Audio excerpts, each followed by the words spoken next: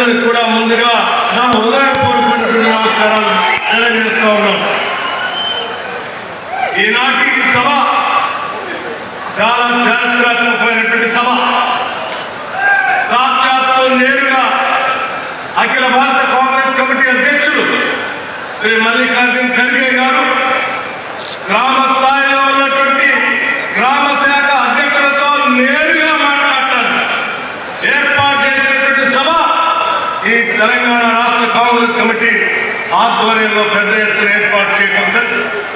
వచ్చిన మీ అందరికీ కూడా మరొకసారి నా హృదయపూర్వకమైనటువంటి అభినందనలు తెలియజేస్తూ మన కోసం ఎంతో దూరం నుంచి వచ్చి సందేశించినటువంటి పెద్దలకి ధన్యవాదాలు కూడా తెలియజేస్తూ చిన్న విషయాలు 2-3 విషయాలు చెప్పి నేను ముగిస్తాను.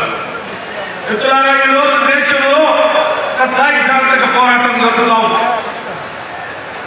రాజ్యాంగాన్ని రక్షించాలని కాంగ్రెస్ పార్టీ ఇండియా కూటమి ఒక పక్కన, రాజ్యాంగాన్ని మార్చాలని బీజేపీకి సంబంధించినటువంటి ఎన్డీఏ కూటమి ఒక పక్కన.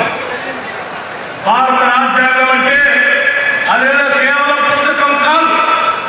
కొన్ని దశాబ్దాలుగా శతాబ్దాలుగా ఈ సమాజంలో ఉన్నటువంటి ప్రజల ఆలోచనలు, పూజ్య బాపూజీ మహాత్మా గాంధీ గారి ఆలోచనలు, బాబాసాహెబ్ అంబేద్కర్ గారి ఆలోచనలు, జ్యోతిరావు పూలే గారి ఆలోచనలు పొందుపరిచి ప్రజల అవసరాల కోసం అందించినటువంటి అద్భుతమైనటువంటి గ్రంథం ఇచ్చినటువంటి దాదాపు 6,70,000 ఎకరాలు ఈరోజు ఇందిరా సవర గిరి జల వికాస్ అనే పథకం పెట్టి 12,500 కోట్ల రూపాయలతో నల్లమల్ల అడవుల్లో రాష్ట్ర ముఖ్యమంత్రి రేవంత్ రెడ్డి గారు లాంఛనంగా ప్రారంభం చేస్తే ఆదిలాబాద్ నుంచి అటు భద్రాచలం వరకు అటు కృష్ణా పరివాహక ప్రాంతంలో ఉన్న 6,70,000 ఎకరాలకి సోలార్ పంప్ సెట్తో పాటు డ్రిప్ ఇరిగేషన్ స్ప్రింక్లర్స్ ఇచ్చి వాళ్ళు అద్భుతంగా ఉద్యానవన పంటలు పెంచుకోవడానికి కావాల్సిన ఏర్పాట్లు ఈ రాష్ట్ర ప్రభుత్వం చేస్తాం.